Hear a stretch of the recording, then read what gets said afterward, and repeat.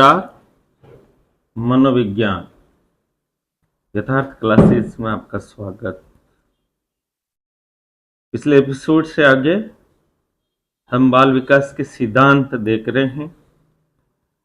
बच्चा के सामाजिक, संज्ञानात्मक, भावनात्मक और शैक्षिक विकास को समझना जरूरी है। इस क्षेत्र में बढ़ते शोध और रुचि के परिणाम स्वरूप नए सिद्धांत और नीतियों का निर्माण हुआ है और इसी के परिणाम स्वरूप आप देखेंगे नई शिक्षा नीति भी लागू हुई है। इसके साथ ही विद्यालय के प्रणाली के अंदर बच्चे के विकास को बढ़ावा देने वाले अभ्यास को विशेष महत्व दिया गया है, यानी बाल केंद्रित शिक्षा। व्यक्ति के विकास को पर्यावरण संबंधी घटक यदि जैसे भोजन, जलवायु, अभिप्रेरणा, समाज, संस्कृति, समुदाय, सीखने के अवसर, सामाजिक नियम, मानदंड सभी प्रभावित करते हैं। इनके अलावा कुछ सिद्धांत बच्चा के विकास की रचना करने वाली अवस्थाओं के एक अनुक्रम का वर्णन करने का भी प्रयास करते हैं, जिसके बारे में हम बात करेंगे। एक तो व्यक्तिगत भिन्नता का सिद्धांत क्या है ये आप देखेंगे। व्यक्तिगत भिन्नता का सिद्धांत में आप देखेंगे कि प्रत्येक बालक वैयक्तिक दृष्टि से अलग है। एक चीज हमेशा ध्यान रखिएगा कि प्रत्येक बालक अपने आप में एक है और बालका का विकास उसकी व्यक्तिगत शक्तियां, क्षमताओं और अवसरों पर निर्भर होता है।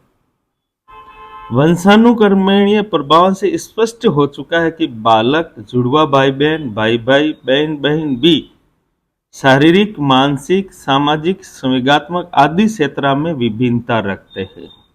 तब अब समझ में आ गया होगा कि कोई भी व्यक्ति जो होता है समान नहीं है, अपने आप में यूनिक है और ईश्वर ने उसके लिए अपने के लिए एक पृथक व्यक्ति बनाया है।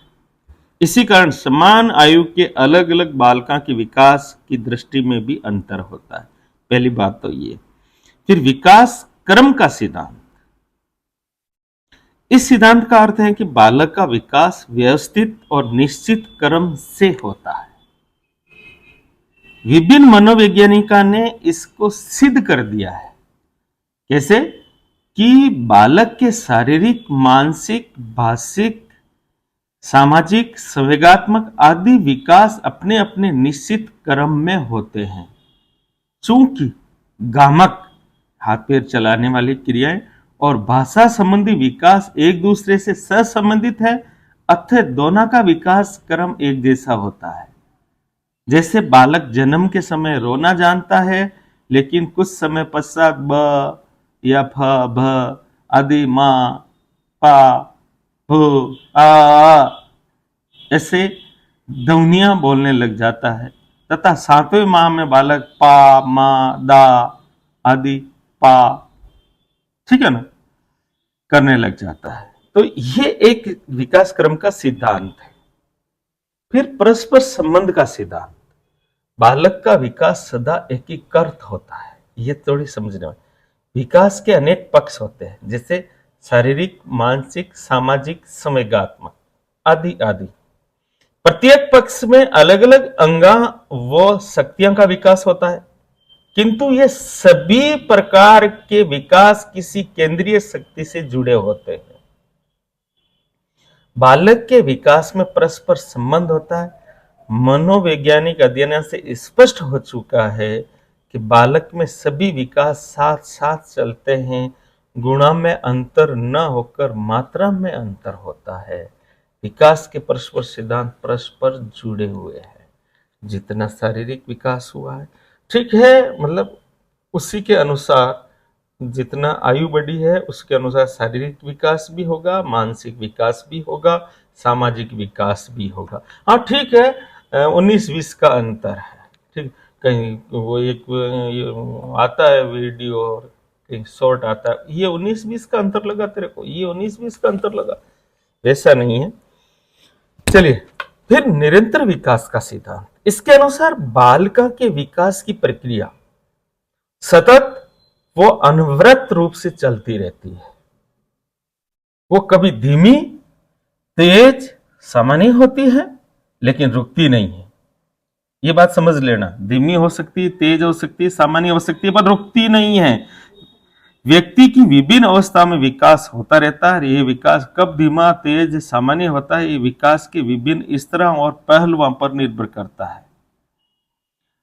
स्किनर के अनुसार विकास की प्रक्रिया की निरंतरता का सिद्धांत इस तथ्य पर बल देता है कि व्यक्ति में कोई भी परिवर्तन आकस्मिक नहीं होता। समझ में आ रही ना? विकास की दिशा का सिद्धांत, यह सिद्धांत विकास की एक दिशा को निश्चित करता है कि शिशु का शारीरिक विकास सिद्धांत विकास की दिशा को निश्चित करता है। विकास, शिशु का शारीरिक विकास सिर से पैरों की ओर होता है, ये थोड़ा सा ध्यान रखना है। मनोवैज्ञानिकों ने इस विकास को मस्तक को अधोमुखी विकास का है, मस्तक अधोमुखी। अतः हम कह सकते हैं कि शिशु के सिर का विकास, फिर धड़ का विकास, उसके बाद हाथ पैर का विकास होता है। विकास की दिशा की बात करें अपन तो देखिए, आप देखना कि सामान्य बातें हैं कुछ। एक्चुअली मैं आपको पहले ही बता दिया था कि विकास की मात्रा में इधर उधर हो सकता है, ठीक है ना। मैं आयु के अनुसार बताता हूं। प्रथम सप्ताह में बच्चा सिर उठाना, 3 माह में नेत्र गति पर नियंत्रण, 3 माह तक तो मां को लगता है कि मेरा बच्चा अंधा ही है क्या, ठीक है ना। और फिर और 6वां माह में हाथ की गति पर नियंत्रण, 9वां माह में बैठना प्रारंभ कर देता है, 1 वर्ष में बैठना, चलना, घिसटना, 1 वर्ष बाद पैरों पर नियंत्रण, सारे से खड़ा होना, 18 माह स्वयं चलना, यानी कि निर्णयात्मक क्षमता हो जाती है। तो ये एक विकास की दिशा है। आप इसको पहुंच करके लिख भी सकते हैं। समान प्रतिमान का सिद्धांत, विद्वानों का मत है कि समान प्रजाति में विकास की गति समान प्रतिमाना से प्रचलित होती है। मनुष्य चाहे कनाडा में पैदा हो या भारत में, उसका शारीरिक, मानसिक, भाषा और संवेगात्मक विकास समान रूप से ही होता है। हरलॉक के अनुसार प्रत्येक जाति, चाहे वो पशु हो या मानव, अपनी ही जाति के अनुसार विकास के प्रतिमान का अनुगमन करती है। हरलॉक ने यह बात कही है। चले आगे, विकास की अलग अलग गति का सिद्धांत। यद्यपि मानव जाति के विकास के प्रतिमाना में समानता है, लेकिन विकास की गति में भिन्नता है। डगलस तथा हॉलैंड के अनुसार भिन्न भिन्न व्यक्तियों के विकास की गति में भिन्नता विकास के पूरे समय में यथार्थ बनी रहती है। जैसे जन्म के समय लंबा बालक बड़ा होने पर भी लंबा ही होता है, तथा छोटे कद का बालक प्राय छोटे कद का ही होता है। तो विकास की अलग अलग गति का सिद्धांत। फिर सामान्य से विशिष्ट प्रतिक्रियाओं का सिद्धांत।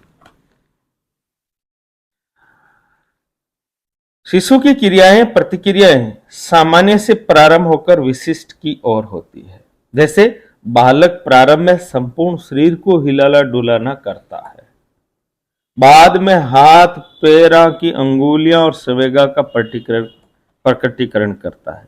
पहले यह माना जाता था कि शिशु विशिष्ट क्रियाएं पहले करता है और बाद में सामान्य क्रियाएं। पहले पूरा शरीर, फिर हाथ के बाद पूरी अंगुलियां, फिर निश्चित अंगुली। किंतु मनोविज्ञान के क्षेत्र में हुए अनुसंधान से ज्ञात हुआ है कि सभी प्रकार के विकास पहले सामान्य रूप से होते हैं, तत्पश्चात विशिष्ट रूप में होता है। कॉगहिल एक मनोवैज्ञानिक है। कॉगहिल के अनुसार शिशु का पहले सिर और देह का मुख्य भाग संचलन करता है, बाद में हाथ पैरों की अंगुलियों का संचलन करता है। अब एक और रूप जो बात है वो समंजित विकास का सिद्धांत। विकास के इस सिद्धांत के अनुसार ध्यान रखना, संबंधित बहुत इंपॉर्टेंट है, न्यू डाली हुई चीज है हमारे इसमें नई शिक्षा नीति के तहत। विकास के इस सिद्धांत के अनुसार जाति, जनजाति, भौगोलिक स्थिति, पर्यावरण इत्यादि के आधार पर व्यक्ति में विकास की दृष्टि से समानता पाई जाती है। विकास की गति में भिन्नता होते हुए भी समानता होती है। विकास की गति में भिन्नता हो सकती है, परंतु दिशा में समानता होती है। वंशानुक्रम और वातावरण की अंत्यक्रिया का सिद्धांत। इस सिद्धांत के अनुसार बालक का विकास वंशानुक्रम तथा वातावरण की अंत्यक्रिया का परिणाम है। शिशु की